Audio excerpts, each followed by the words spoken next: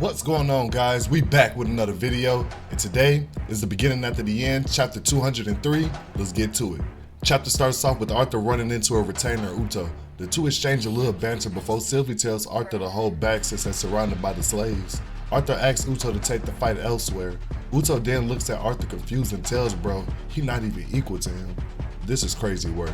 Arthur goes on to ask why Uto didn't capture him. He had all the tools to do so. Uto laughs at Arthur and then looks at Ulfred and stabs him in the nose. Sylvie wonders if it's okay to leave Ulfred, but Arthur coldly walks away.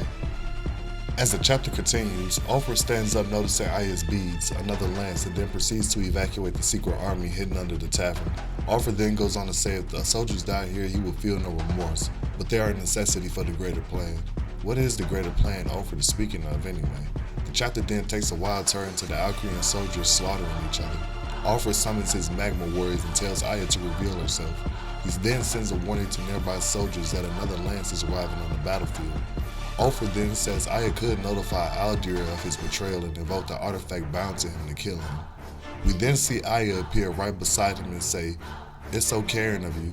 Thank you for trapping so many Alcrean soldiers in one place." The hysteria will spread even faster. Ulfred starts to panic and launches a large-scale AoE attack in hopes of hitting Aya but misses. Aya then goes on to taunt Ulfred, saying, "Shame? It's common sense, dear. As a fellow Lance, you know this is one of the advantages I have."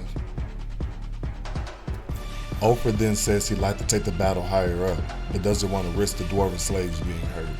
Aya continues to taunt him, then launches a surprise attack using her illusion magic to create a Hydra, but in the process revealing her position to Ulfred, who then counterattacks her.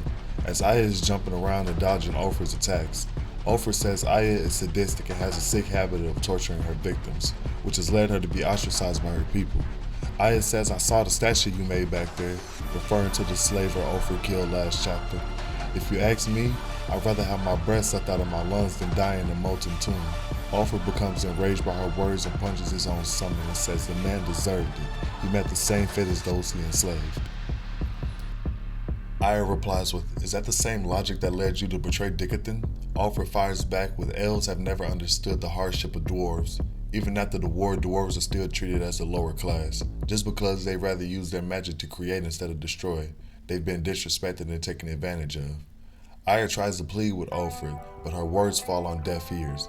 Ulfred launches another attack at Aya, which she blocks with a single flick of her wrist. She asks is it okay to be killing so many of his own troops. Ulfred says they escaped while she was giving lectures. The two clash in the sky again, with Aya sending flying wind slashes and Ulfred using his magma to summon warriors and surround Aya, but to no avail, as she slashes through his summons with ease. Aya then follows up with a world-cutting slash. My bad, y'all, been reading too much at JK. I mean a giant wind slash on Ulfred. The attack leaves Ulfred damaged but not dead.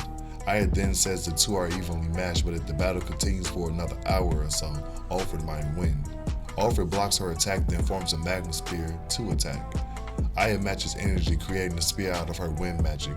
But the battle ends with Ulfred winning and telling Aya patience was never her strong suit, and that he never wanted it to be like this.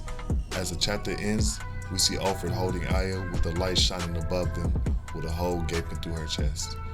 Damn, I ain't gonna front my movie, y'all. That chapter was fucking fire.